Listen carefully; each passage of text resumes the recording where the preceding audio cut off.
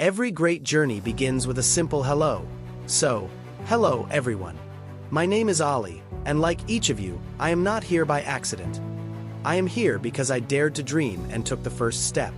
I believe a person is not defined by where they come from, but by where they decide to go. Some people wait for the perfect moment, but I've learned that moments become perfect when we decide to act. In this room, we are not competitors but companions on a shared journey of growth. And every challenge we face is not a wall but a door disguised to test our courage. I may not know all the answers yet, but I am ready to learn, unlearn, and relearn. In the pages of our lives, today is just the introduction. The chapters ahead are ours to write. Success isn't about being the smartest in the room, it's about being the most determined to keep going.